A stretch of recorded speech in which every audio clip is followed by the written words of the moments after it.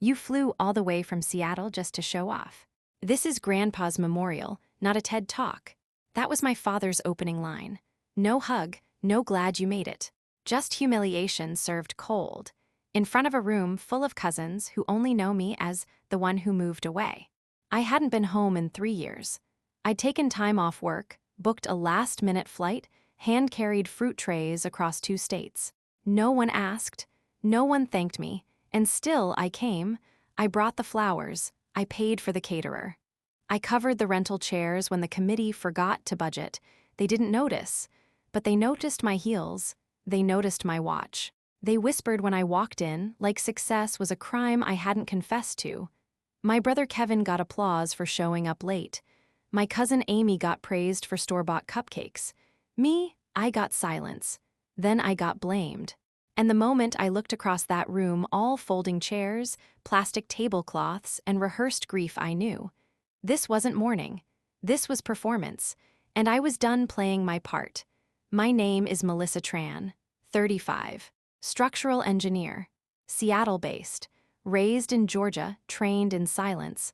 I don't speak unless I have to. I don't correct people when they misremember who paid for what. I don't remind them that I've been covering grandma's prescriptions for 3 years because no one else could get the insurance sorted. I was the middle child, which means I learned to fix things I didn't break. My sister got trophies. My brother got excuses. I got phone calls at midnight that began with, "Can you do me a favor?" I've been wiring money into family accounts since I was 23. Not because they asked, but because they assumed I could. They called Kevin the man of the house, even when I was the one paying the mortgage after Dad's layoffs. They called Amy the golden girl, even when I was the one who made sure her loans didn't default. And me, they called me successful, with a tone that felt more like suspicion than celebration. I live with Ethan Liu. Surgeon, calm hands, quiet presence. The kind of man who reads subtext before you finish the sentence. We don't do big declarations. We do eye contact, long silences, late-night grocery runs where "you okay?" sounds like I've got you. When I told him about the memorial, he didn't offer to come, didn't push, didn't say they didn't mean it. He just said, "Text me when you want to come home." And when I came out shoulders stiff, breath shallow, pride barely intact, he opened the car door, looked at me, and asked, "Back to Seattle or somewhere further?" The house smelled like incense and lemon-scented floor cleaner. Old relatives in ill-fitting suits stood shoulder to shoulder with people I hadn't seen since I had braces. Every surface was covered trays of Bon H letter 1 ECFI, spring rolls, store-bought cookies someone just replated and called homemade. There were too many chairs and not enough honesty. My mother placed a photo of Grandpa at the front, young, uniformed, smiling like he hadn't raised 3 generations of expectation and silence. My aunt lit candles. My uncle fumbled with the mic. And Kevin's sweet, dependable Kevin was asked to lead the opening prayer. I stood near the kitchen, not because I was shy, but because I knew better than to take a seat I hadn't been given. No one looked at me. No one invited me to the front. No one even acknowledged that I was the one who paid for the rentals, the food, and the donation to the temple listed under family offering. They just performed. Amy read a poem she didn't write. Kevin choked up at exactly the right moment. My father kept his hand on his whiskey glass the entire time, a man grieving or just guarding his escape route. Then came the slideshow. Photos of Grandpa and the grandkids. Amy at the fishing dock. Kevin holding a kite. Even the toddlers made the cut. But me, not one. Not the birthday I organized when Grandpa turned 80. Not the day I drove 4 hours to take him to the VA when no one else had time. Not even the grainy Polaroid of me sitting next to him on the porch, sharing orange slices in silence, his favorite moment, or so he told me. I didn't expect a speech. I didn't need applause. But I didn't think I'd be erased. They always remembered my job title, just never what it cost me to keep it. When Kevin lost his scholarship sophomore year, I wired his tuition overnight. No questions, no payback plan. Just done. When Mom's car broke down on the highway in Macon, I paid the mechanic's bill before she even told Dad what happened. She called me later to say thanks and then casually mentioned how lucky she was that Uncle Vin had come through. He hadn't. When the roof started leaking during storm season, I took a red-eye home, climbed up there with a contractor, and paid half the estimate from my savings. They said the house just fixed itself somehow. God provides, they said. I guess in our family, God has a checking account in my name. I funded weddings I wasn't invited to. I covered emergency dental bills I never saw. I sent money for just until next week that turned into direct deposits every month for years. I bought the lake house, not officially, but I was the one who took out the second mortgage, my name on the tax records, my number listed for the HOA. They said it was for everyone. A shared legacy. Funny, I never got a key. No one ever asked how I was doing. No one remembered my birthday last year. But when Amy's daughter had her third recital, I got 5 texts asking why I hadn't sent flowers. It happened over fish sauce. Dinner was winding down. The air was thick with incense, too much garlic, and the sound of chopsticks clinking ceramic. Someone passed me the plate of catfish already picked over, full of bones and excuses. Dad was 3 drinks in, red-faced, louder than usual. Lighter on the filters he never really had. He looked across the table, right at Kevin, and said, "This boy, he's the one who steps up, always helps, always gives back." Kevin smiled awkwardly, mouth full of rice. Everyone nodded as if it were gospel. Then Dad turned to me, not with warmth, not even with annoyance. Just dismissal, like flicking dust off a sleeve. "Melissa's always too busy, always flying, always working. She thinks wiring money means she's part of this family." And then, laughing, "Let her build her buildings. But she's never built anything here." I didn't blink, didn't speak, didn't drop my chopsticks like the version of me that used to hope they'd see it. I just stood up. Slowly, quietly. The way you leave a room you were never truly welcomed into. Mom looked down at her plate. Amy offered a nervous half-smile. No one moved. I picked up my phone, my jacket, and the bag I had packed just in case.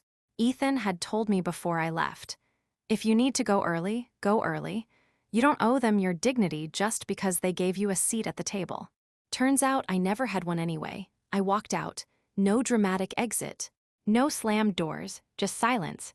The kind that follows a decision you've rehearsed for years, but only now, finally, get to perform. The screen door creaked behind me. I didn't slam it, didn't look back. The sky was that late evening indigo, the kind that hides your tears but not your breath.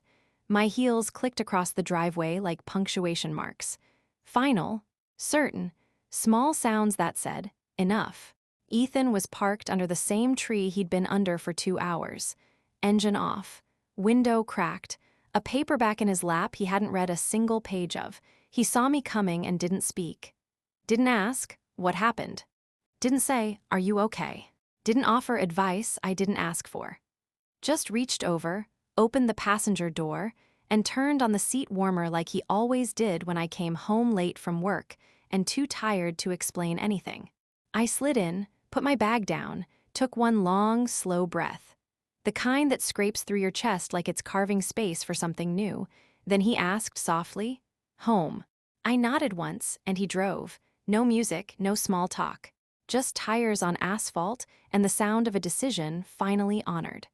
Halfway down the road, I whispered more to myself than to him. I think they actually believe I've never given anything to this family. Ethan kept his eyes on the road. Hands steady, voice calm. Then let them learn what your absence feels like. And in that moment, with nothing but passing headlights and quiet resolve between us, I realized leaving wasn't loud. It didn't have to be. It just had to be done. I started with the small things, not out of pettiness, but because I needed proof that I could choose myself. First, Kevin's tuition. He hadn't missed a payment in 3 years because I'd automated it. Every first of the month, $2,143. $26 disappeared from my account. He never said thank you, just sent a thumbs up when the receipt hit his inbox. I logged into the portal. Clicked Cancel Recurring Payment. A pop-up asked, "Are you sure?" Yes, I was sure. Then came Mom's emergency credit card. The one only for hospital bills, which somehow covered brunches, skincare subscriptions, and a Samsung tablet for temple live streams. I disabled it, flagged it as closed due to fraudulent misuse, which, in a way, wasn't wrong. The utilities for the lake house came next. Power, water, HOA dues. The cabin they called ours, that I'd never been invited to use without bringing food, folding chairs, and a checkbook. Cut. Cut. Cut. By noon, the family system had 3 silent leaks, and not one of them had noticed, yet, but they would. Soon, I opened my budgeting app, stared at the quiet dashboard, and for the first time in a decade, the numbers were only mine. No more just this once. No more she can afford it. No more disappearing dollars in the name of duty. I didn't post about it, didn't announce it, didn't even tell Ethan, though I think he knew. That night, over leftover soup, he looked at me and said, "Feels different, doesn't it?" I nodded. Like air that used to smell like guilt finally smells like nothing at all. It started with a letter from the HOA. A casual reminder about the upcoming maintenance deadline for the lake house deck. I almost deleted it, assumed it had been sent to the wrong email, until I looked closer. The envelope was addressed to me, not my dad, not the family group, just me, full name, legal title, Melissa Tran. Curious, I pulled up the county records website, typed in the parcel ID I found on the bill, waited, clicked, scrolled, and there it was. Owner, Melissa Tran. Sole owner. Deed transfer date, August 17, 2016. I stared at the screen. That was the year Dad said I was better with paperwork and asked if I could handle the financing just for convenience. That was the year I refinanced the lake house to get them a lower interest rate. Under my credit, my signature, my risk. That was the year I took on the taxes, the insurance, the liability. Thinking I was helping out. They called it the family's place. They posted photos every 4th of July. Labeled them cabin life and generation strong. Invited friends, pastors, neighbors, but never me. They never gave me a key. But they gave me the mortgage. And they forgot. But I didn't. I clicked download deed. Printed it. Held it in my hands like a long-buried secret finally unearthed. Ethan walked in, drying his hands on a dish towel. I handed him the paper. He read it. Paused, then said, without blinking, "You could sell it tomorrow." I raised an eyebrow. Would that be nuclear? He shrugged. Only if they think you're still afraid of being called selfish. I folded the deed and slid it into my drawer. Not out of revenge, not yet. But for the first time, I realized something deeply, sharply true. The house wasn't theirs. It never really was. They just assumed I'd never check, never ask, never claim. They were wrong. I didn't list it right away. The deed sat in my drawer for weeks. Not burning. Not calling to me. Just waiting, like a chapter I hadn't closed, but no longer needed to reread. There was no single moment that made me decide. No angry voicemail. No passive-aggressive Facebook post. No text asking if I'd change the Wi-Fi password again. Just a morning like any other. Coffee warm, light rain on the skylight, Ethan in the kitchen humming something soft. I opened my laptop, typed in the real estate agent's number, sent 3 words, "I'm ready now." It wasn't revenge. Revenge wants someone to notice, to suffer, to regret. I didn't need that.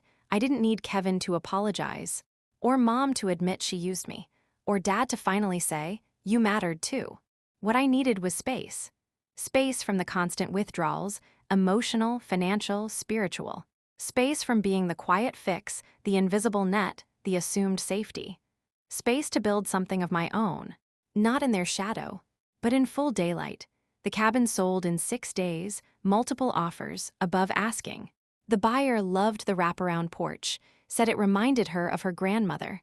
I smiled, signed the papers, wired the proceeds into an account labeled simply, "Reclaim."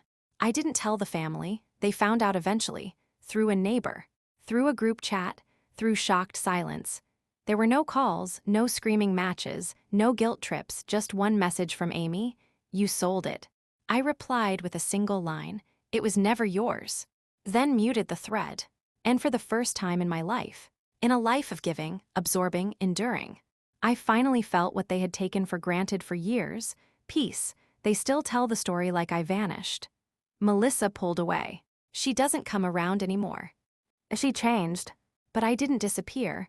I just stopped showing up where I was never truly seen. And yes, I changed. Not overnight. Not because of one insult or one forgotten birthday. But because I realized silence isn't weakness. Boundaries aren't cruelty.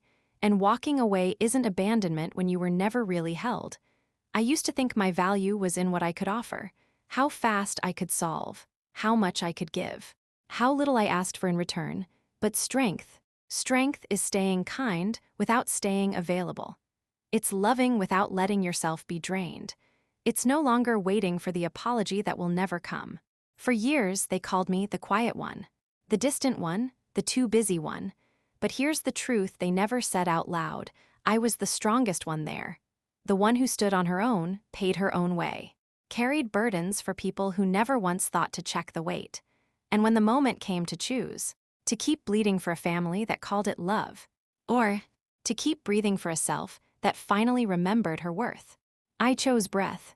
If you've ever been the one who gave too much, who stayed too long, who was mistaken for weak because you were silent, then this story was for you.